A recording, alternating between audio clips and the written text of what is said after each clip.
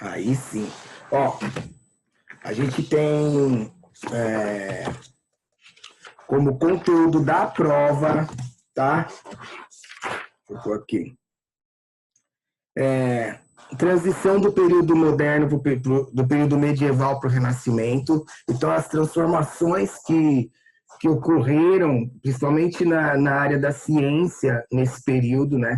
Desde da mudança resultante da invenção da imprensa, a gente teve a reforma protestante, a gente teve o modelo de Copérnico se colocando sobre o modelo aristotélico de conhecimento, então uma ciência mais indutiva do que dedutiva. E aí a gente vai ter uma série de mudanças filosóficas importantes, então a gente abordou Montaigne, Mouros, uma série de filósofos do Renascimento. Nessa área eu vou abordar mais as transformações do que propriamente Montaigne, Mouros e acho que Pascal está no começo da apostila. Depois a gente vai falar de racionalismo, empirismo e criticismo. Então, o racionalismo, as ideias inatas, o conhecimento pela razão. O empirismo, que é mais caracterizado por Descartes e Leibniz, né? Aí depois o empirismo inglês de John Locke e Hume, que o conhecimento vem pelos sentidos, né? Pelas experiências, a palavra empírico é de experiência. Então, um acredita que a gente já nasce com conhecimento, o outro grupo acredita que a gente adquire conhecimento com as experiências, e aí vem Kant e resolve essa questão, elaborando a sua crítica da razão pura, onde ele vai afirmar que nós temos o conhecimento a priori, que já nasce com a gente, o a posteriori, que vem com as experiências, e aí ele vai desenvolver o conceito de nômeno e fenômeno. Para ele, nômeno é o que as coisas são em si mesmas, fenômeno é aquilo que as coisas são para o sujeito, e ele vai trazer para o sujeito do conhecimento toda a determinação do conhecimento, ou seja, tudo deve ser pensado a partir de quem está vendo, né? E isso vem a partir dessa concepção de a priori e a posteriori, porque um certo conhecimento já nasce comigo, segundo Descartes. Para Locke e para Kant também. E o conhecimento vem depois, que é o conhecimento das experiências. Esse conhecimento a posteriori vai fazer com que as vivências façam com que eu veja as coisas diferentes do que a Daniele, do que a Ranieri, do que a Maria. Então, o sujeito do conhecimento é que determina o objeto, que ele vai chamar de fenômeno, o objeto do conhecimento, claro. Aí a gente vai falar do período do iluminismo, né, que começa ali no século XVII, que tem como principal característica as liberdades individuais, a liberdade de expressão, a ideia de criação de leis, o que mais? O direito à propriedade, o contrato social, né, que os seres humanos firmam entre si para se proteger, para assegurar a liberdade, para assegurar a propriedade. A gente falou mais especificamente de Voltaire, que é um filósofo que vai abordar muito a questão da tolerância e da diversidade, e não de uma forma gratuita, porque ele viveu num período de intolerância muito grande na França, principalmente intolerância religiosa entre os protestantes e os católicos. A gente falou de Rousseau, que também é um filósofo bem importante, que vai cair, que é um filósofo que vai falar, vai abordar muito a questão da desigualdade social, como que a vida em sociedade corrompeu o ser humano e levou o ser humano para um lugar de ganância, de exploração do outro, e aí ele entende que cabe ao Estado diminuir essas desigualdades. A gente falou de Hegel, que é um filósofo que já está ali já no final do iluminismo, já é um filósofo considerado do período romântico, né, do romantismo. Hegel vai falar muito da ideia de dialética, né? Ele vai abordar muito essa questão da dialética, tanto no conhecimento como na história. No conhecimento ele diz que existe uma dialética entre o sujeito e o objeto do conhecimento. Eu e essa caneta, quando eu olho para essa caneta, Porque Kant fala que o que determina a caneta sou eu. Hegel vai além, claro, vai criticar Kant, mas na verdade ele está acrescentando algo à teoria de Kant. Ele vai dizer assim, que existe um processo dialético. O objeto imediato, que é o objeto que está aqui, é o meu cérebro, tese, síntese, tese, antítese, síntese. Né? Então ele fala muito dessa questão de dialética, tudo é uma dialética. E ele vai falar muito dessa questão da dialética na história. Ele entende que o processo histórico é um processo dialético. Cada época apresenta uma tese, um espírito, uma proposta que é contraposta pelo outro tempo, com outro espírito. Quando eu estou falando de espírito, eu estou falando de maneira de pensar, de cultura, de leis. E aí ele fala que uma época entra em um processo dialético com outra época, com outro espírito. Um apresenta uma tese, outra época apresenta outra tese, que ele vai chamar de antítese, tese, antítese, e resulta numa síntese, ou seja, num tempo que é a dialética desses dois. Então, para Hegel, a história da humanidade é uma história que caminha sempre para a verdade, para a evolução. Ele é chamado de um idealista. Hegel é um filósofo idealista, porque para ele, esse processo é um processo fora, né, do homem. Não sou eu que mudo o mundo, eu estou dentro do processo de mudança. Né? Então, a dialética histórica de Hegel é, em síntese, né, perdão do trocadilho, seria isso. E aí Marx, que é um filósofo, lembrando que Hegel é alemão, tá? Marx, que é um filósofo que veio posteriormente a Hegel, também alemão, judeu alemão, vai se interessar por essa dialética hegeliana, idealista, né? Profundamente idealista, e vai chamar para a Terra esse processo. Vai falar, peraí, o processo de transformação da história não é um processo que se dá por um espírito absoluto que comanda uma dialética e o mundo vai caminhando para a verdade. Para ele, a história da humanidade é a história da luta de classes. Então, a gente percebe o quê? Como sempre acontece na filosofia, que um filósofo se contrapõe, mas na verdade ele não está se contrapondo de forma gratuita. Ele absorve aquele pensamento e, de uma certa maneira, ele vai se contrapondo a ele vai melhorar esse pensamento. Então, o pensamento de Hegel foi fundamental para Marx. Marx vai citar Hegel inúmeras vezes.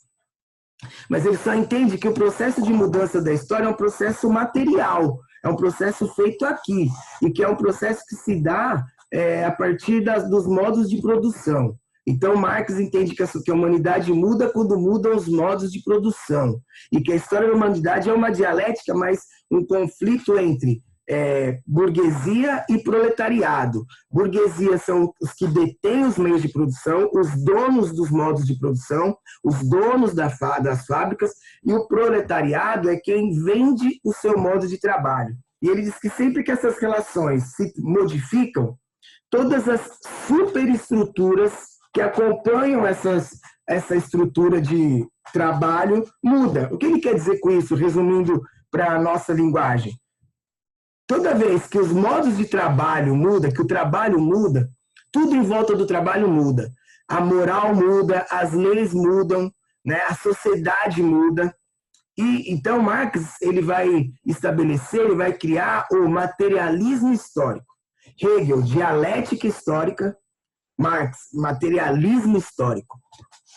Hegel, um espírito absoluto determina o processo dialético de tese, antítese, síntese, que leva a história a uma evolução sempre numa trajetória racional, ou seja, sempre para o melhor, né? E eu estou dentro desse processo, eu sou parte desse corpo, que ele, inclusive, vai dizer que é no estado que esse corpo aparece, é no estado que nós somos uma unidade. Por exemplo, no Brasil, que eu, a Maria, o Vitor, o Bruno, somos uma coisa só, né? Somos brasileiros. E esse processo se dá de uma maneira dialética.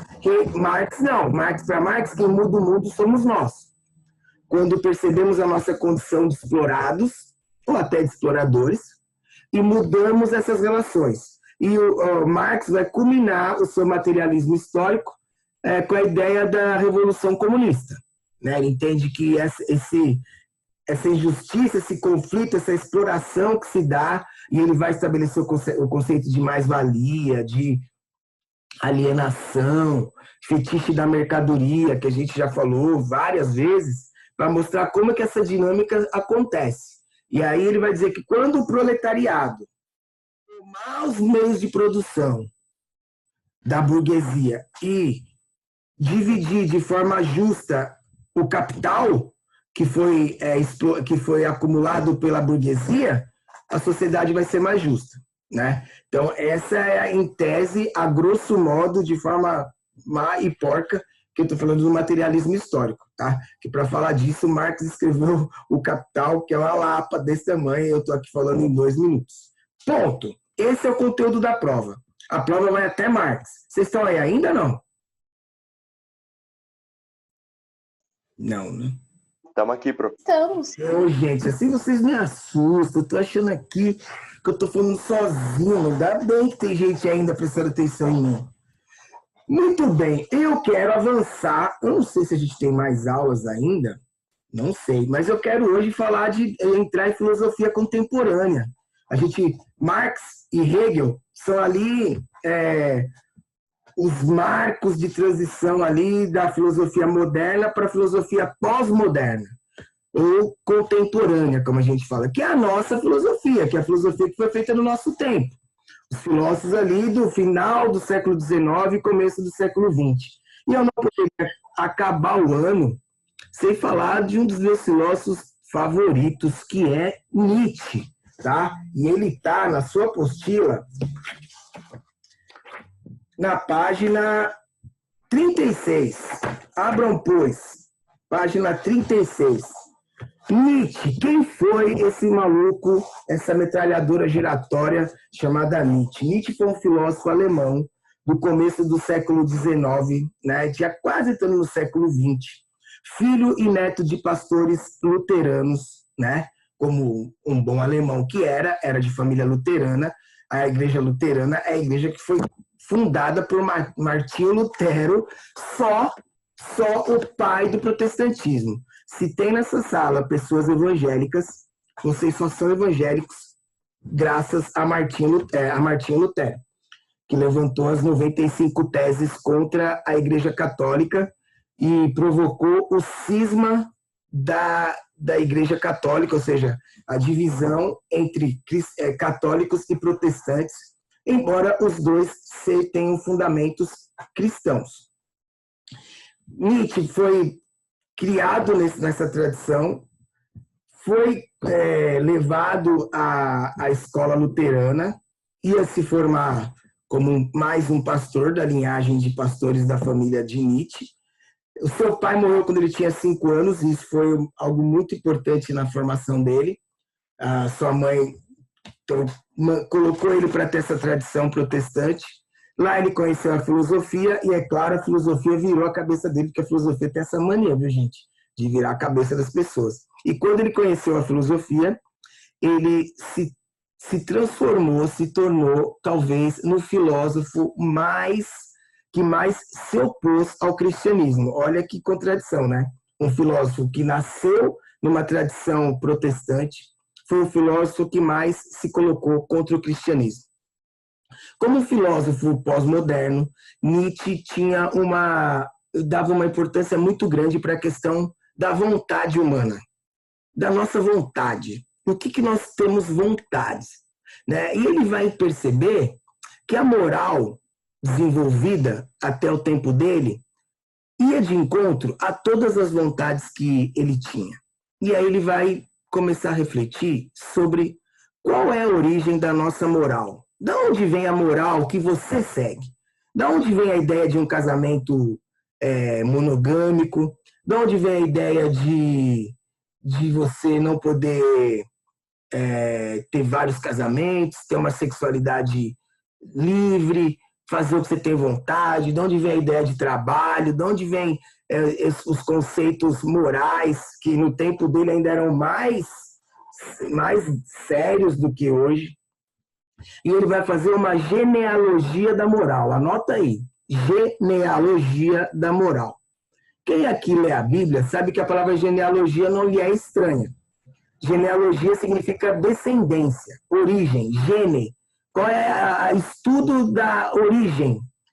E ele, ao fazer essa genealogia da moral, ele vai identificar dois elementos como fundamentais para a criação da nossa moral. Que ele fala assim, o que transformou o homem nisso que ele é hoje? Tão reprimido, né, que não pode fazer nada. E ele vai identificar dois elementos. Primeiro, a própria filosofia. Então ele atira contra o próprio pé. Ele atira na filosofia. Ele vai dizer que a filosofia socrática, principalmente, é uma filosofia que convida o homem à racionalidade e ao controle dos desejos e à busca de virtudes o tempo todo.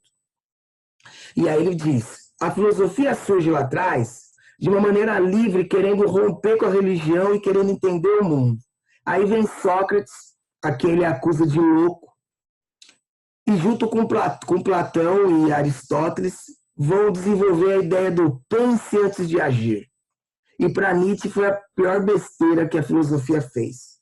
Criar essa racionalidade extrema, porque ele diz que quando essa racionalidade chega, sai a vontade, sai o espírito livre, sai o homem que faz o que tem vontade. Então ele fala, o primeiro elemento a restringir o homem é a própria filosofia com a ideia de razão. E aí ele vai mirar a metralhadora dele para um outro elemento, a religião. Sobretudo as religiões monoteístas, sobretudo o judaísmo e o cristianismo, que em tese é uma coisa só. Embora as duas religiões não se comuniquem bem, o cristianismo nada mais é que a solução do judaísmo. É o Messias que os judeus esperam até hoje. O caso é que os judeus não aceitam que Jesus é o Messias, mas caso aceitasse, seria uma religião só, porque a gente lê a mesma Bíblia, embora eles não leiam o Novo Testamento, enfim. E aí Nietzsche vai dizer que o cristianismo se coloca contra tudo aquilo que eu tenho vontade. O cristianismo tira do homem a vitalidade, o que ele vai chamar de vontade de potência, que é o espírito livre. O homem deixa de ser livre e tem que seguir os preceitos morais da religião, mas são preceitos nos quais ele não se reconhece. Segundo Nietzsche, tanto a filosofia quanto a religião tiram do homem a naturalidade, a vitalidade natural do homem. E nós começamos a seguir uma moral que não nos pertence, que a gente não reconhece. E a gente vive uma vida falsa, porque a gente segue uma moral que não é verdadeira. Porque ele vai dizer, a nossa moral é semântica, é gramática. A gente fala das coisas, mas a gente não é aquilo que a gente fala. Você quer saber o que a pessoa é, só você não prestar atenção no que ela fala e ver o que ela é. Eu posso dizer que sou honesto, eu posso vir aqui na aula e falar para vocês, olha, honestidade acima de tudo, e ser o cara mais desonesto do mundo. Eu posso falar de homofobia e ser homofóbico, eu posso falar de racismo e ser racista. Ou seja, vai dizer assim, a palavra ela não é verdadeira, e a moral é feita de palavras. E ele vai dizer que a filosofia e a religião tiram do homem o que o homem tinha de melhor. E aí ele vai fazer referência ao homem grego antigo. Ele vai falar assim, o homem grego antigo, a vida grega era uma tragédia. Tragédia não no sentido de desgraça, no sentido de uma peça teatral. O homem grego ele faz referência a Apolo e a Dionísio. Apolo é o deus da perfeição, deus da beleza, o deus sol, né? E a Dionísio é o deus da festa, o deus da alegria, do vinho, da música. Ele fala, o homem grego era Apolíneo e Dionísio, era feliz. Aí vem a filosofia, fala, peraí, pensa antes de agir. Aí vem a religião e fala, não faz isso, não faz isso, não faz isso, não faz isso.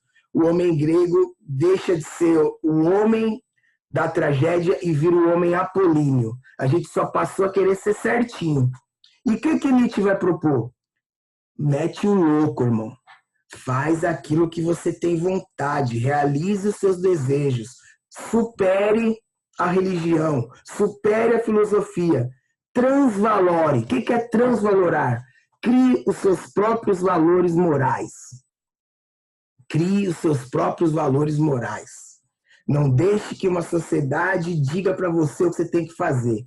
Aí Nietzsche vai dizer que quando você alcança esse nível, você se transforma no Übermensch, ou o super-homem, o além do homem. Né? A figura do super-homem é uma figura muito forte no pensamento nietzschiano. O cara que tem o espírito livre. Quem tem o espírito livre é quem vive a vida do jeito que tinha que viver. Se eu fosse usar tem uma música do Lobão, que eu nem sei se vocês conhecem, que eu já tô velho pra caramba, eu já falo que minhas referências já não são as mesmas que as de vocês. Ele vai dizer, Lobão vai falar assim, é melhor viver 10 anos a 1000 do que 1000 anos a 10. 10 anos a 1000, metendo um louco, ou 1000 anos, aquela vidinha, né, daquele jeito. Então, Nietzsche é um filósofo fantástico, porque ele vai transformar a filosofia e vai dar os primeiros passos para o existencialismo. O que é o existencialismo? A ideia, e aí eu já entro na próxima. Deixa eu ver. Não sei se vai dar tempo, mas eu vou tentar. O existencialismo, que é a ideia de que você deve ser livre para fazer as suas próprias escolhas. Né? Vocês se lembram de Kant, que a gente falou nas aulas? Kant vai falar... Então, ó, já falei do Nietzsche aqui. Tá? Se eu fosse colocar aqui em tópicos, eu até anotei para vocês. Crítico da moral ocidental. Defensor da vontade de potência, da vitalidade humana. Se opunha à negação da vida. Para ele, quando eu fico me podando, eu estou negando a vida. Se eu sou feito cheio de desejos e vontades, quando eu não realizo esses desejos, eu nego a vida. Evoca o espírito da tragédia grega. Evoca o espírito da tragédia grega, o homem grego, que era louco e inteligentíssimo. Então, o homem grego é a festa da correria, da loucura, mas foi a sociedade mais desenvolvida da qual a gente já teve notícias. E vai falar que você tem que superar essa repressão e ser você mesmo. O importante é ser você. Parafraseando a Pitt. Que horas são? Nossa aula vai até 7h45, 8h30, 8h30, 9h15. Então tá. Voltando. Vocês entenderam, gente? Vocês estão aí ainda, né? Não, né? Eu entendi, Pro. Ô, Camila. Você tá bem, minha linda? Tô bem, sim. Camila, diz pra mim, você é uma pessoa completa ou você tá nessa aí de fazer o que todo mundo quer? Pensar bem na sua resposta.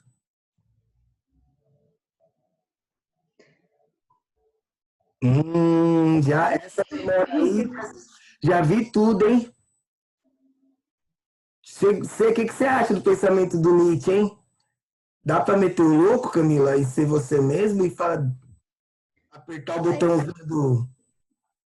Assim, é importante, tipo assim, ser você mesmo, não ficar no que a sociedade quer que faça.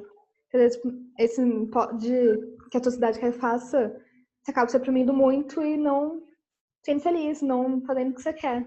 Você deve ter vontades e desejos que a sociedade... Não vou te perguntar, fica tranquila.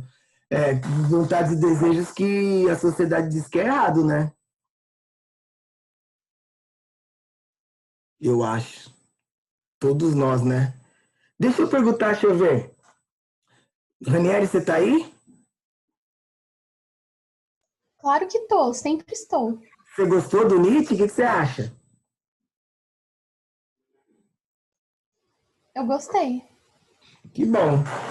Vocês se lembram do Kant, que a gente falou, do lance do fenômeno, né? Daquilo que eu vejo. A ideia de fenômeno, no período pós-moderno, mudou a história da filosofia. Porque, acompanha meu raciocínio. Alguns filósofos, que depois foram chamados de fenomenologistas, eu destaco Edmund Husserl e Heidegger, levantaram a seguinte reflexão. Se eu determino o que o objeto é, eu determino a existência das coisas.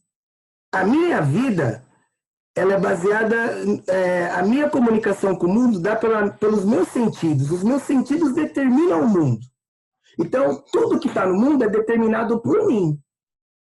Ou seja, a minha experiência no mundo é uma experiência fenomenológica. Eu estou no mundo e a minha consciência é consciência das coisas. Porque eu estou vendo essa caneta aqui, e se ela foi dada pelo meu pai, que já faleceu, ela tem um valor que não tem para Ranieri, que não tem para Duda. Então, quem atribui valor ao mundo sou eu, por exemplo. Tem gente que está aqui nessa aula e está falando, mano, o que esse Nietzsche falou? Pode ser, talvez não, né? Mas pode ser que algum de vocês possa ser tão impactado por essa aula que você vai procurar os livros do Nietzsche, se vocês quiserem, eu tenho 3 aqui, posso prestar para vocês, e vão começar a ler Nietzsche e vão mudar a vida, velho. Uma aula minha pode significar muita coisa para uns, e outros são jogando videogame aí. Eu tô falando do Nietzsche, o cara tá lá, ó, né? Quem determina o que é essa aula é você. Então a fenomenologia vai dizer que a vida é uma experiência fenomenológica. Depende do valor que eu atribuo à vida, ao que eu estou fazendo. Eu tô na sacada aqui, eu posso olhar meu bairro e falar assim, mano, que bairro merda, cara, que bairro chato. Ou eu posso olhar as casinhas e falar assim, mano, cada casinha dessa é uma história. O que será que acontece em cada casa? Pô, que legal que eu tenho uma casa, que legal que eu tenho uma visão de uma região ali de serra. Eu determino o que eu estou vendo.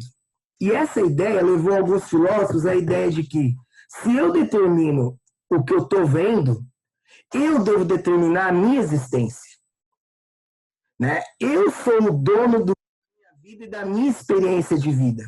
E, como tal, eu devo fazer as minhas escolhas. Então, Nietzsche ele deu o pontapé inicial para essa ideia de eu vou escolher se eu sigo essa moral ou não, se eu vou criar a minha. E os filósofos fenomenológicos corroboraram essa ideia com o conceito de que quem dá significado para a existência sou eu. Essas ideias levaram a um conceito muito forte na filosofia contemporânea, que é o existencialismo. E o que o existencialismo diz? Que nós somos livres para fazer nossas escolhas. Porque o homem, o ser humano, é o único ser capaz de determinar a sua existência. Todos os outros seres nascem com uma essência determinada. A cadeira é para sentar, a luz é para iluminar, o macaco sobe em árvore, o jacaré fica dentro da água. Só o ser humano é capaz de determinar a sua existência, a sua essência. Só o ser humano é capaz de escolher o que ele quer ser. E nós não podemos abrir mão dessa nossa prerrogativa. O homem é livre para fazer as suas escolhas. Essa liberdade traz angústia? Traz. A gente não sabe o que fazer com ela? Não. Mas a gente deve fazer alguma coisa. A gente deve fazer nossas escolhas. Nós somos livres para fazer nossas escolhas e nós somos responsáveis pelas nossas escolhas. Principais filósofos existencialistas, Jean-Paul Sartre, né, filósofo alemão da década de 60, 70, Simone de Beauvoir, que levou o existencialismo para a reflexão do papel da mulher, que a mulher é livre para fazer as escolhas, que a mulher não deve aceitar uma construção social que diz que ela tem que gostar de boneca, vestir rosa, ela pode ser o que ela quiser. Foucault, próprio Heidegger, vários filósofos existencialistas, Deleuze, um monte de filósofos existencialistas que levantaram essa bandeira de que nós somos livres para fazer as nossas escolhas, não nos devemos submeter àquilo que a sociedade quer da gente e que a gente deve ser responsável pela nossa existência e pela nossa trajetória. Isso é chamado de existencialismo. Tá? Eu acho que de uma maneira rápida, eu resumi aí o conceito da página, eu falei, da página 40, 41, 45 até 46. Mas eu vou pedir para vocês darem uma lida nesse contexto. Então, eu vou sugerir para vocês lerem a partir do que eu expliquei para vocês. Pensamento de Nietzsche, que está na página 36. Vou até escrever aqui. Faça uma leitura, porque a semana que vem a gente vai ver o que a gente faz. Falei de Nietzsche.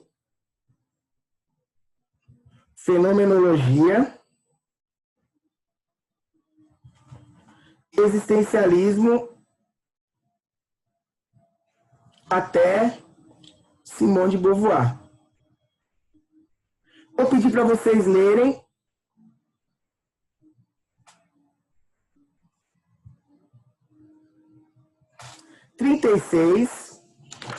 Anotem aí. 37, 38, que foi tudo que eu falei para vocês. 39, 40. Dá uma lida, como se fosse um livro, é interessante. 41. É bom ler também, às vezes vocês ficam só no que eu estou falando aqui.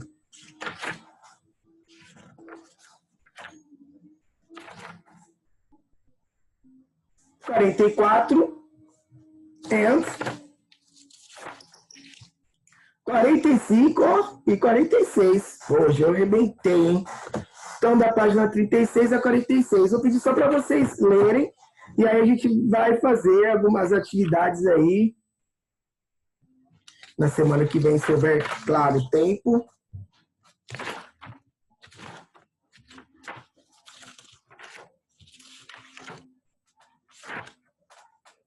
Página...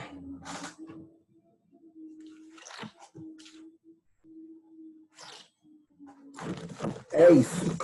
Gente, a gente não vai ter aula de sociologia hoje, né? Então, só lembrando vocês que de sociologia vai cair o trabalho como elemento cultural, interação e transformação. Cultura é a transformação do ambiente para a minha subsistência. E o trabalho é o elemento fundamental para transformar o ambiente para a subsistência. O trabalho é inerente ao ser humano, né? O trabalho para viver faz parte do ser humano. Ele tem uma conotação negativa na religião, principalmente no catolicismo, vai mudar isso no protestantismo. Ele, para algumas pessoas, ele é um fator de exploração, mas o fato é que ele é um elemento cultural. A Revolução Industrial muda a maneira como o trabalho se dá, porque vai maximizar a produção, vai mudar a configuração de produção, a maneira de se produzir, vai mudar a configuração social, porque é uma sociedade que era essencialmente rural, passa a ser urbana, e as cidades passam a ter que comportar uma quantidade maior de pessoas sem ter essa condição, e tudo isso gera uma transformação social muito grande.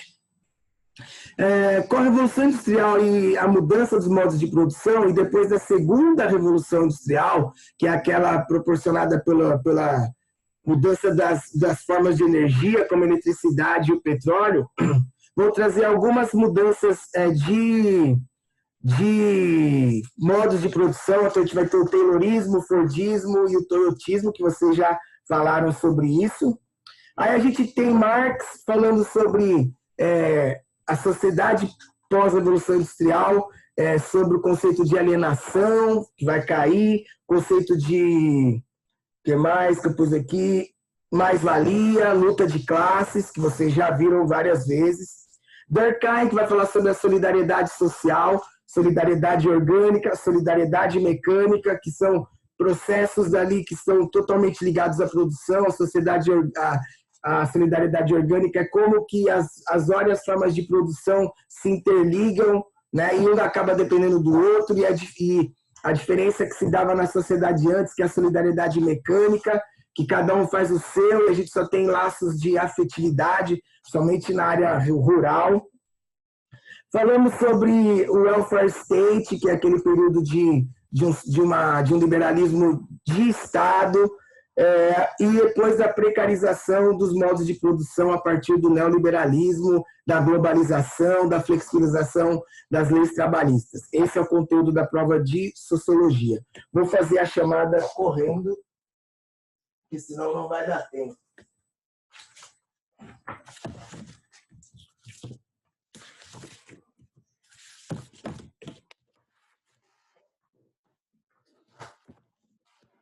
Alguma dúvida aí, gente? Alguém quer falar alguma coisa? Falar que me ama? Também não, né? Vamos lá. Beatriz tá aí? Tá aí. Tudo bem, Bia? Mais ou menos. Putz, mais ou menos, mano. Que isso? Bruno? Camila? Presente. Camila maravilhosa sempre. Carlos? Carol? Carol tá aí, não? Não. Débora? Débora tá aí? Também não. Elcio? Gabi? Guilherme de Freitas? Presente pro. Esse nunca me decepciona. Tá aí sempre. Bom dia, satisfação. Guilherme. O Tamo Nascimento, junto, pro. tamo junto. Nascimento não tá aí. Delgado, Presente, pro. outro monstro também, tá sempre aí. Satisfação, Delgado. Ah, passou. Cadê a Júlia linda? Júlia maravilhosa. Júlia? Você tá viva, nega? Acho que não, né? Ela pensou em responder, não respondeu não. Karina, não. Eu, Y. Oi, Júlia, você tá aí? Foi mal. Não, foi mal não, filho. Tá tudo certo. Você tá bem, minha linda? Ah, Y, melhor agora, né? Depois da sua aula. Que maravilha, Júlia. Obrigado, mano. Te amo. Karina, não. Duda tá aí? Dudinha, minha Aham. razão da minha existência? Tá aí, Duda, maravilhosa. Monique? Eu. Oi, Monique. Oi, Y. Tudo bem, minha linda? Tudo. E Que vocês? bom. Ah, melhor agora, né? Sabe que você muda o meu astral. A Nívia não tá aí. Ranieri. Presente. Ranieri, ruiva ou morena? Como você tá essa semana? Como eu tô? É. Ah, tô meio mal. Não, falo de cabelo. Que cor que... Não escutei essa pergunta. Não, que cor que tá o seu Você tá, cabelo? Tô falando da sua tá aparência. travando. Ah, desculpa. Meu A gente... cabelo, meu cabelo tá curto.